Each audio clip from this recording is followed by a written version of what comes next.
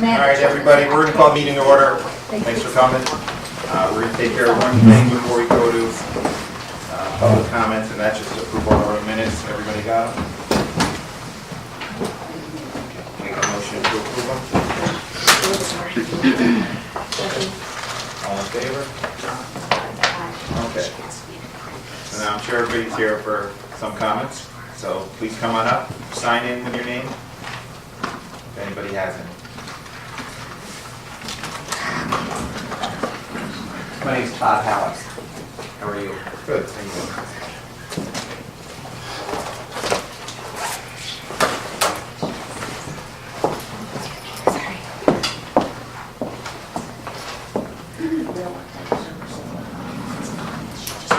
So, as I understand it, it's okay if I sit? Yeah, absolutely.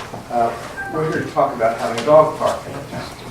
And I've heard a lot about this, and I'm probably ignorant about some things, so excuse me if I say things that haven't been already discussed. I'm a dog owner, and I'm lucky to have dogs who stay with me all the time. They stay with me on my property, they stay with me if I go for a walk.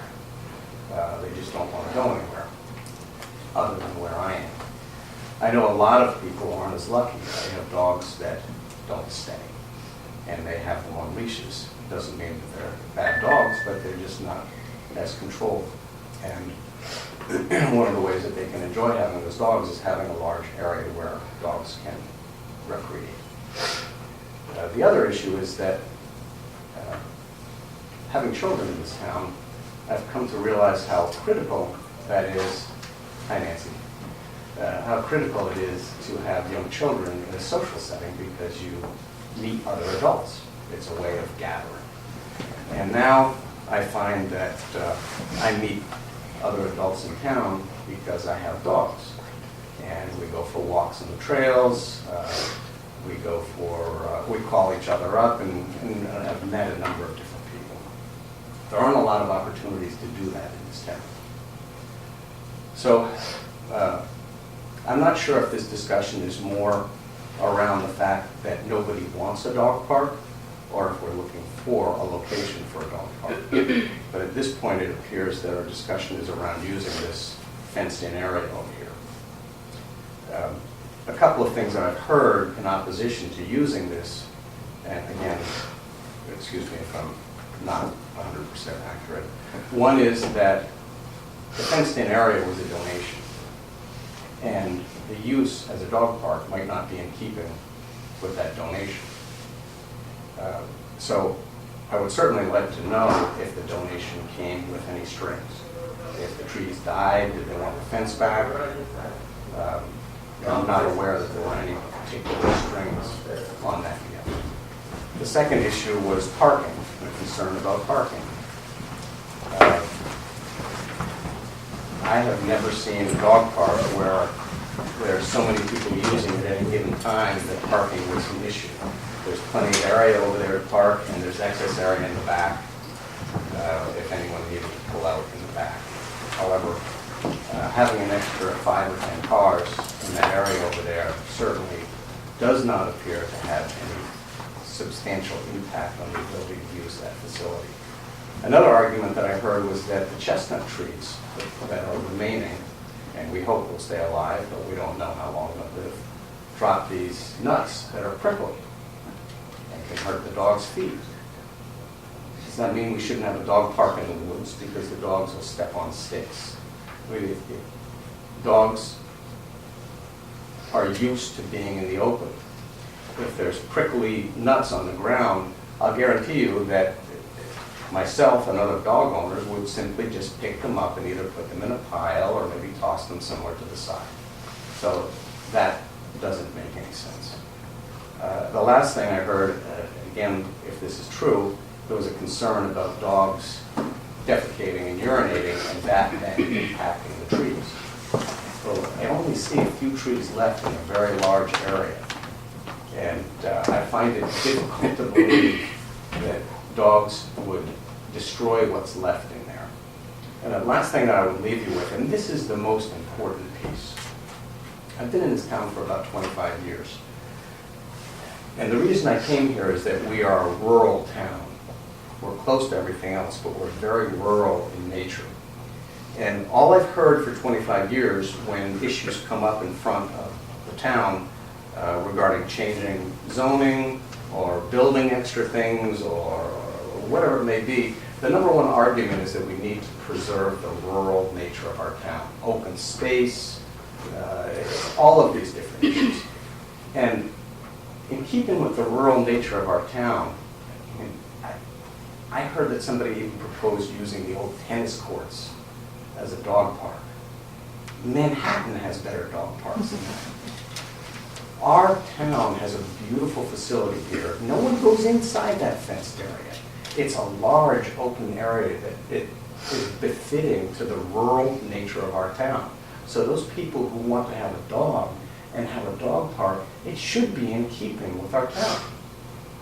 I mean, it's a different argument, and I'll have that argument another time, but the leash laws now in our town that were passed without any public comment, the only difference between our town now and Manhattan in terms of the leash law is that we allow 2 more feet on the leashes in Manhattan.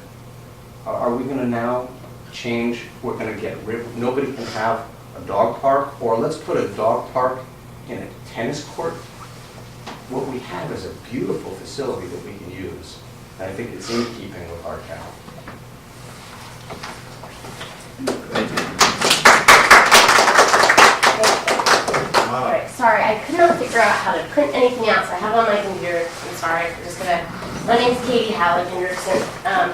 That's my dad. That's my dad. Yeah, I'm done. All right.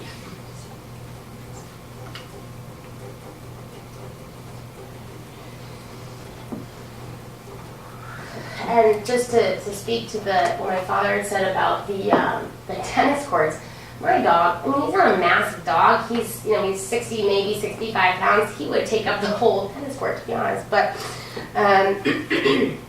all right, let's see, sorry. All right, so, let's just read right out here. So to all of y'all moms and dads out there who cherish your pets as much as I do, you'll understand why it's not just convenient, but it's also very much necessary for our four-legged friends to have a place that they can call their own for a multitude of reasons. One of those being that, if you take your dog out for a walk, it's mostly because you feel like your pets need to be exercised. And that's the case with pretty much every pet, dog, whatever you want to call it. But it can be a hassle, and especially with the leash laws, which I understand why they're in place, but it can be very much of a hassle, especially if you have a big dog or an energetic dog who might have the tears, I don't know, when they run back and forth. And they can always pull you if they see a chipmunk or a squirrel, and that can also be kind of painful for an owner sometimes as well. And then sometimes instead of you taking your dog for a walk, it's more like they're taking you for a walk. So in terms of having, in a fenced-in area to have your pet, your dog, be able to be off leash, that would be extremely beneficial not only for us, but also for them as well.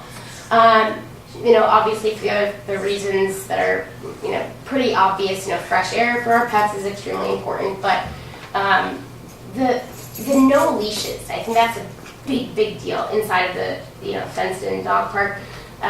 It doesn't just benefit the dog, but also benefits us, right? So being able to walk or run or hike or whatever the case might be without having a dog on the other end of that leash, it's extremely beneficial for us as well. Now, I'm not saying this is going to be a massive place. I honestly don't know exactly how big or what it might be, but it's extremely helpful for not just for the pets, but also for us. If you want to go for a walk, if you want to go for a jog or whatever it might be, instead of having your pet attached to you via a leash, it's awesome, I guess, to be able to run or walk without your dog attached to a leash. Also, I'm just going to touch on a few more points. Dogs, just like people, like to socialize, and I remember my parents were talking to me about how it's extremely important for your dog, especially at a younger age, but I'm sure at any age, if they're able to socialize with other dogs, it's not only good for them, but it can also be a safety, like a good, I don't know, good thing for your safety of your dog, because if your dogs will socialize with other dogs, they're less likely to be aggressive and, you know, pull even a leash. I mean, who knows?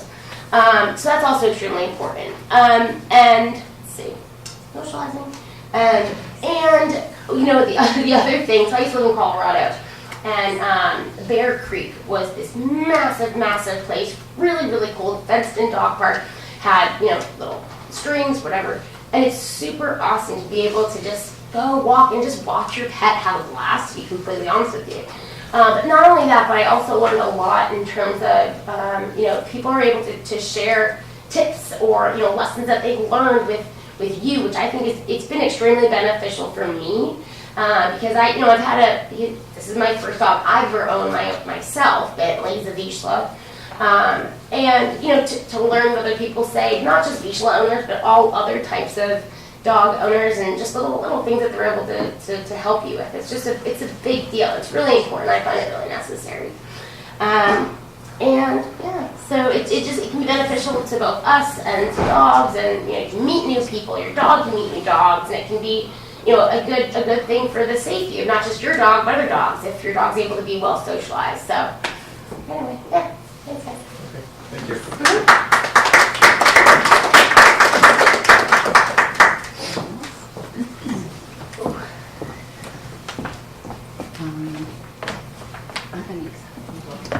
I guess you already have these over here, but those are the previously revised proposal.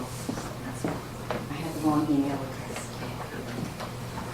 Spond Lake, 64 Beecher Road. Since our last appearance before Cupop, some new information has come to light which we would like to address. First off, the Fitzgerald's tract.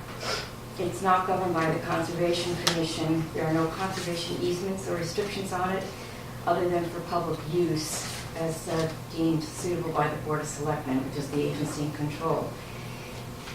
But, that being said, our team is, and I know the town is, quite dedicated to ensuring that the natural beauty and peace provided by that property is maintained, and a dog park will certainly do that. The other confusion was on the chestnut orchard. We totally agree that the chestnut experiment should be protected and allowed to continue. We have come to believe that having the dog park share that site with the chestnut experiment will be a win-win for the community. We can protect the trees and the dogs and partner with the land trust to make a success of both endeavors while providing the town with a much-needed community gathering place and raising awareness of this important study.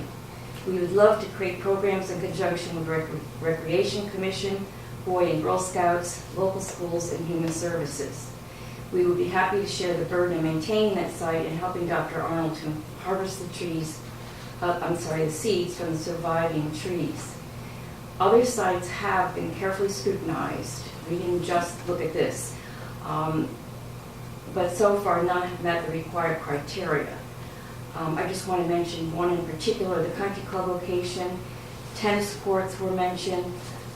Besides the fact that they're only 8 feet from a very busy road and not very much farther from their parkway, the town insurance provider gave us a list of best practices that they would like followed for creation of a dog park, and they pretty closely align with the American Kennel Club's recommendations. And one of them, not siting it near a street, not adjacent directly to a playground, ball field, residence, or business. So that really limits where we can put a dog park if we follow those criteria. The other issue with the country club is that the town has advised that the disposition of this property is still being determined. It can be sold or developed. Thus, it would be very unethical to try to collect donations from people on a dog park that might not exist tomorrow. I also want to address the history of this effort to clarify how we came to focus on the chestnut enclosure. The reason both our group of dog owning volunteers and the town focused on that chestnut orchard as a potential site was because this past summer, 2 different members of the land trust advised both the town and me directly that the status of the Chestnut Tree experiment was at the stage where a dog park could be established in that enclosure. The new administration in town was aware that residents had been requesting a dog park for more than 13 years, and that all surrounding towns already have dog parks of their own, so they thought it might be time to look into the possibilities for Woodbridge. Since the Fitzgerald Fields are the primary town location for people to walk their dogs already, it made sense to see the dog park might be created there. And again, there's no restrictions against that. However, the other possible town properties were considered, including many that were proposed by residents. Using that list of best practices, we evaluated each, and in conjunction with conversations with town, has circled back to Fitzgerald as being the primary location to look at. If time permits and there's not a lot of other people speaking, I'll be glad to review each one of the 5 finalists of the sites. I mentioned the country club. Why we focused on the Fitzgerald property is that like there's no conservation easements on the property. It is under the control of the Board of Selectmen to be used for the public. So there's no restrictions preventing the dog park from being there, and the TPZ has confirmed that. Both the Recreation Commission and the Yale School of Forestry and Environmental Studies has recommended the creation of a dog park for Woodbridge, and both listed the Fitzgerald property as a good location. Experts agree the dog park should be sited immediately, should not be sited immediately adjacent to playgrounds, as I mentioned, ball fields, residences, homes, their streets. The objections we've heard about the dog park indicate that the people talking about them were like me 10 years ago, presuming that dog parks are ugly, smelly, noisy places prone to dog fights that only belong in cities. I had to reassess my determination of that and go and start doing a lot of research and visiting dog parks throughout the state. And I urge anyone who thinks that way to look at the website for the Southbury Dog Park, or the next time you're in New Haven, drive down St. Melanie Street, the most expensive street in the city, and you will see this beautiful, natural, and quiet dog park. Several times I've gone there and just taken audio video, so I'm happy to share it with anyone, and the noisiest thing you hear is dogs panting as they run around. They don't sit there and barking. Fighting is absolutely not allowed. We can assure you that the dog park will be better maintained than most of the gardens. Let's face it, there are many gardens on the property that are enclosed in patched together scraps of fencing material and strewn with broken down chairs, pails, tools, and look more like abandoned refugee camps. We won't ever let the dog park do that, because we know the town would take it away from us if we did. So as far as peace and tranquility, the Fitzgerald tract is not the primary site to find peace and tranquility in the town, with its location at the intersection of 2 main roads and the volume of people and dogs there every day, as well as those appearing on conference calls on their speakerphones, gardeners blasting talk radio shows on their truck radios, bikers and joggers racing by. We have that at the Alice Newton Park, the Darling property, and now the Country Club. Go there any time of day, you're likely to be alone and find the utmost of peace and tranquility. Fitzgerald, however, has been established as the primary community gathering place in town. Dogs create a community of users who take pride in their park and do everything possible to ensure they are allowed to continue using it. They monitor human and dog behavior to ensure the posted rules are followed, including cleaning up after one's dog and forbidding any aggressive behavior. Dogs are far better behaved in an off-leash dog park where they can run and play naturally than when they greet other people or dogs on a leash. Thus, unless the town is prepared to ban dogs from the Fitzgerald Fields altogether, dogs are there to stay, and the number of dogs has increased dramatically in the last 10 years. Won't it be better to have a safe place where they can play within a fenced-in enclosure under strict rules? Our senior population is asking the town to allow a dog park to be created in the center of town where they feel safe, adjacent to the police and fire stations, where there are lots of other people to visit with. The dog park may be the only way they can safely keep their beloved pets, as their ability to provide sufficient exercise for their dogs diminishes. We have been assured by the town council that the contracts related to this enclosure with the land trust, as well as the insurance policies, can be altered to address the new shared usage. Thus, we ask the Cupop board members to recommend the creation of a dog park in the Chestnut enclosure on the Fitzgerald property back to the Board of Selectmen, asking them, the Board of Selectmen, to work out those details with the land trust. Thank you.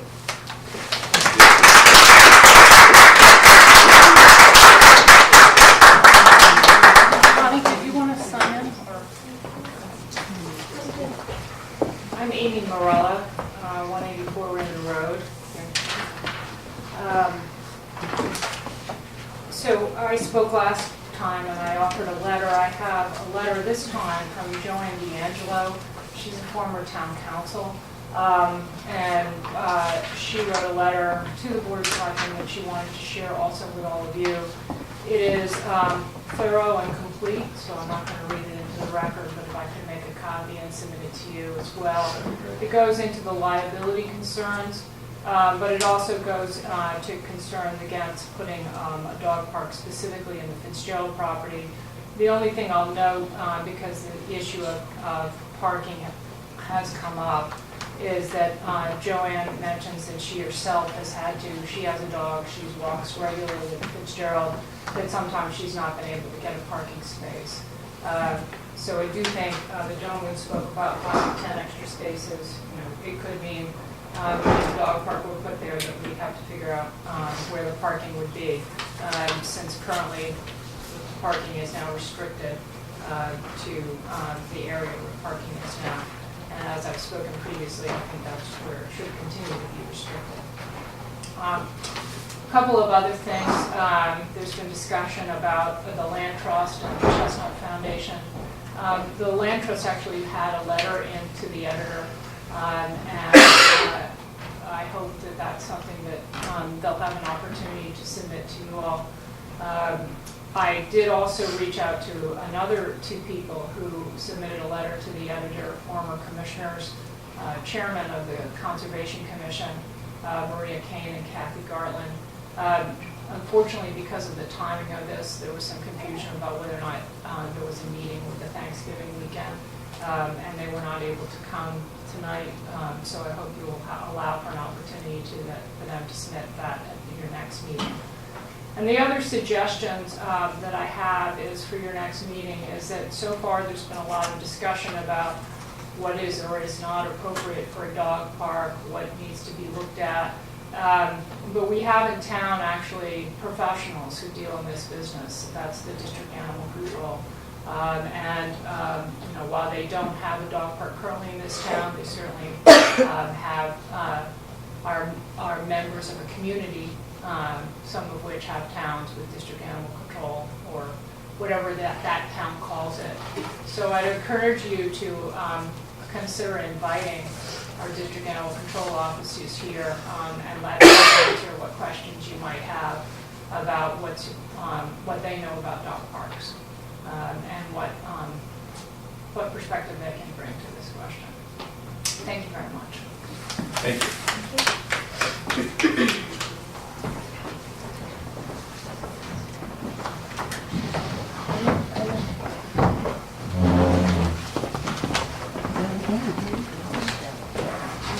It's in 10 Timber Lane.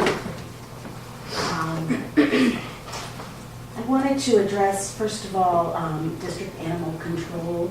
We were lucky enough to have Karen Lombardi attend our very first meeting at the library, and she was very concerned about a dog park because she wanted it to be done right. And she listed what she thought were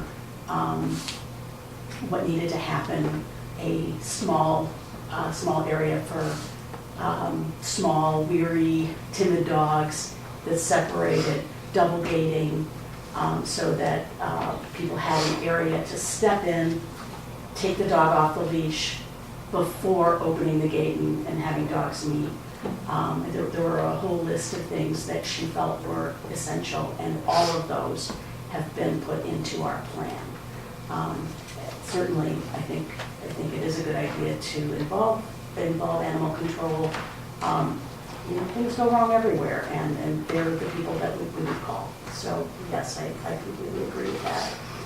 It's my understanding that the conservation does not have an easement on the Fitzgerald property. Should it continue to be natural and beautiful? Yes. But we don't think that a dog park will impede, and certainly conservation folks should be able to come in and put their 2 cents in, but it's not a matter where they have an easement. Parking. I personally have walked my dog on the Fitzgerald property for the last 2 years of her life, and I have never had a problem with parking. And I've started to take count of the parking spaces that are left when I'm there. There are 34 parking spaces there. And I'm not talking about any of the parking that has now been specified only for gardeners, but just that initial opening, 34. And I have never seen it overfull where I couldn't also park. If it is ever full, I think that's probably a great thing. I think it means that Woodbridge residents and other people are using a property that is designed for human use, and I think that's a wonderful thing. I would rejoice if it were ever full. It just never has been in my seeing it. Liability concerns. We have talked to the Board of Selectmen about liability and about our insurance, and the town insurance would cover the dog park. They've given us a list of recommendations, as Bonnie mentioned, aligned with the American Kennel Commission Association. Club AKC. Thank you, AKC. And also very much aligned with what Karen Lombardi mentioned from Animal Control. And all of those, again, are being addressed in our proposal. So I hope that you'll consider that there are many, many, many dog owners in Woodbridge. Only 550 of those dogs are licensed. I'm willing to bet there are many more dogs that are not licensed. We would like to be an organization that facilitates licensing dogs, facilitates education, facilitates people understanding better how to be responsible dog owners, and to be a liaison with animal control and all the organizations that deal with dogs when things don't go right. We want this to go right. We want this to be a cooperative organization and to use the space cooperatively. And I don't think anyone has mentioned that we've done significant research now in talking to people about the safety of those trees, and talking to arborists. And from what we understand, mature trees, age 10 and above, are pretty much safe from dog urine. However, if we want to be extra safe, and we do, because these are experimental trees, they've been exposed to blight, maybe they're more fragile, we were told that surrounding them with chicken wire would be sufficient. And we found something that we found to be better than chicken wire. There's an invention out of Pennsylvania, which is a conical, it's sort of a wheel with spokes. At the upper end, it's the narrow part of the cone. It's a bungee structure that goes around the trunk, so it's very soft and pliable. It can grow with the trunk. And then there are durable plastic spokes going down. And it works purely on angles. It doesn't prevent sunlight or water or anything from reaching the ground below the tree, because it's just spokes. But it's just angles if a male dog steps near a tree in an effort to mark the tree or urinate on the tree. where they place their feet sort of dictates the trajectory of the urine, and it does not hit the tree with this product. They've tested it with all size dogs, including Great Danes, and it's been pretty widely and positively reviewed. And it's something that we would be happy to purchase for each of the surviving trees and to maintain, and to make sure that if any of them were ever to break or be destroyed in any way, that we would replace them. So Did you sign in? I didn't. Thank you very much. You get so excited when you're up here. I agree.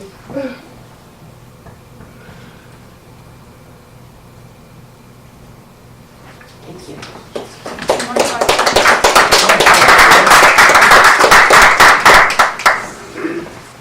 Can you only sell if you speak or just question?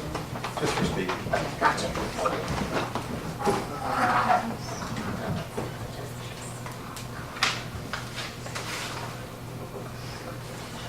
I'll sign before I speak. Thank you. That way I won't forget.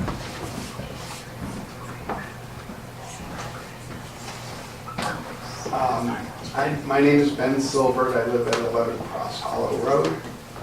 I'm for the dog park. I have a small dog. She loves to run around, and the plan of having a small enclosure for smaller dogs and weaker dogs would help. What really gets to me is this idea that the parking lot would fill up. I've been to the cornfield twice a day for about a year. I have never had a problem parking. I've lived in Woodbridge for about 18 years, and never have I had a problem going to the cornfield. The parking is ample, so I don't think parking is an issue at all. Thank you. Thank you.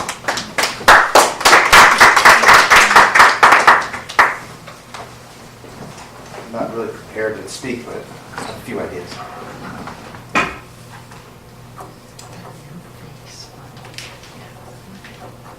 My name is Brendan Finian. My wife and I live at 272 Seymour Road, Route 67. We have a puppy. He's 9 months old, very well behaved. He's learning the world. And having other dogs to interact with and socialize helps, you know. When we bring him down to Fitzgerald's, parking's never an issue. But he gets to play and do his thing with other dogs, and when he comes home, he's such a normal, you know, he's just really quiet, and he's very obedient, and that makes him a lot more calm. You know, people come to the door, he's not all barky. Anyways, just a couple thoughts on Fitzgerald's. The dogs are there anyways, already, so I understand the chestnut trees, but with the urine and with the defecation, I mean, they're there anyways. So there's nothing really stopping a dog from peeing on a tree as it is. I feel that if we have an isolated area, you're actually taking the possibility of them peeing on all the trees, and you're bringing it to one isolated area. Also for liabilities and things like that, there's a lot of joggers and people that do the fitness trail, which they should be able to. But you know, my dog might be on a leash and he's real excited, and some people are out for a jog and they don't want to deal with a dog that, you know, it's kind of on a leash and pulling. They won't have to if they're in their own little area. You know, everybody can run around and do their thing, and the dogs can run around and do their thing. But I think it's a great idea, and that's all I have really. Thank you. Thank you.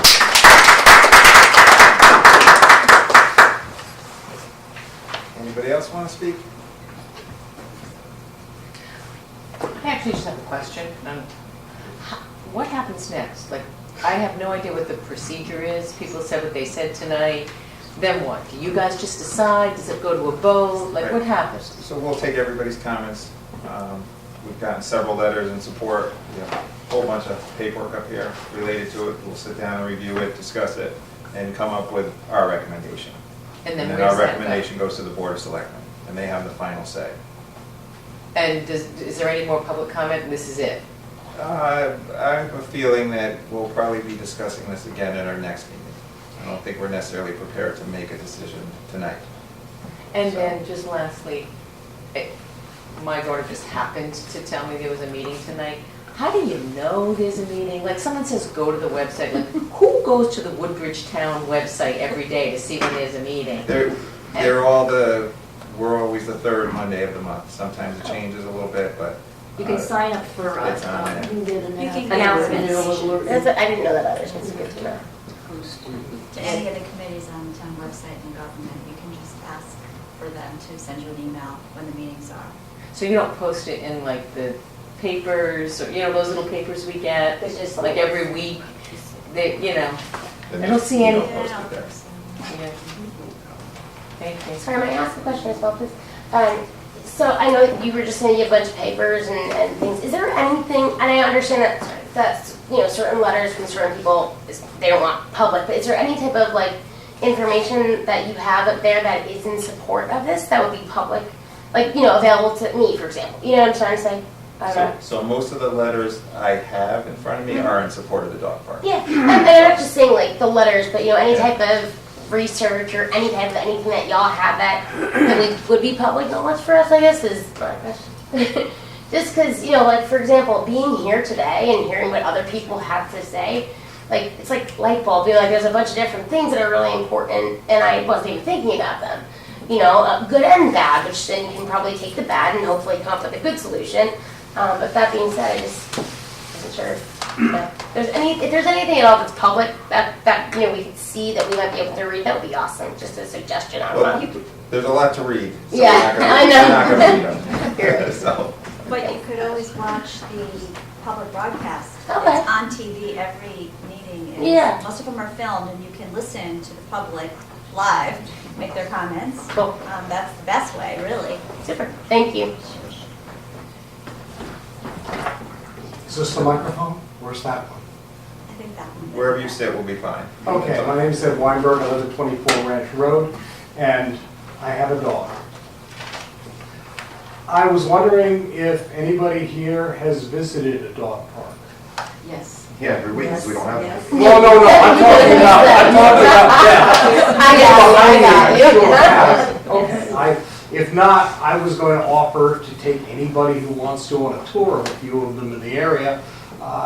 My dog's been using the one in Hamden since he weighed about 15 pounds. I don't know, he was probably about 5, 6 months old. Nice thing about it is that it gets dogs socialized. And socialized dogs are safer dogs. If that'd be, let's see, we've been to a couple of the other ones in the area, and so how many people here, how many people up there have a dog? Okay, so, all right, that's it. Thank you. Okay.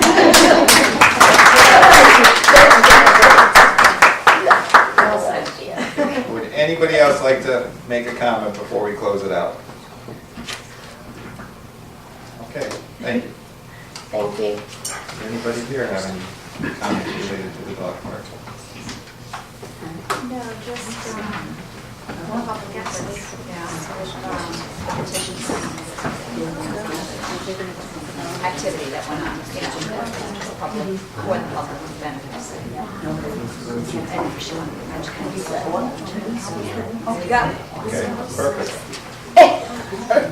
So I think our best bet is to continue it to our next meeting.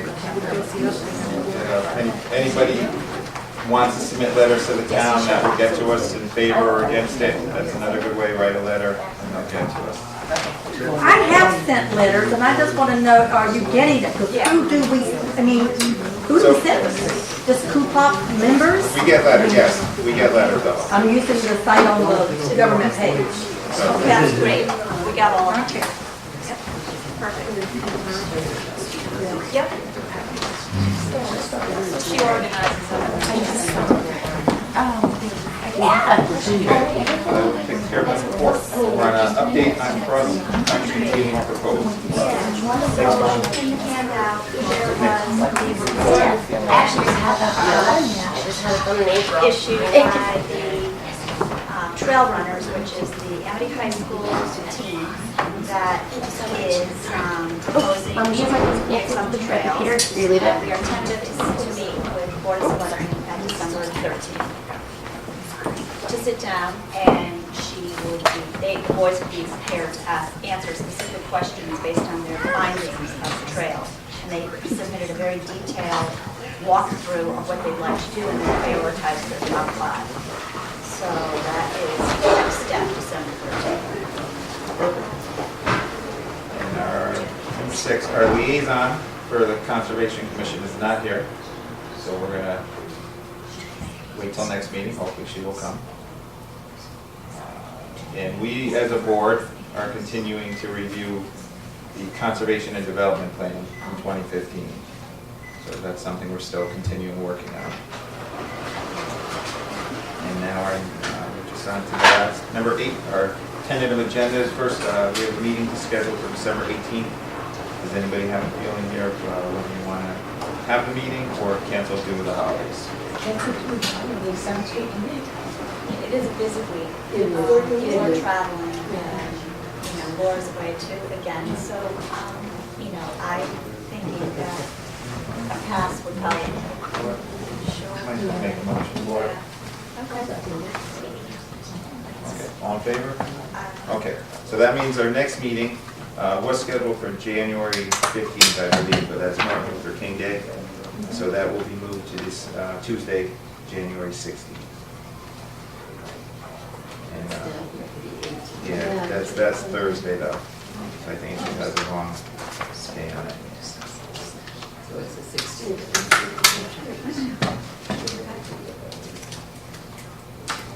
And then any besides our items that we need to keep reviewing, anybody have anything new for next meeting? For any topics? Okay, so taking a motion to adjourn. Second. Okay, all in favor?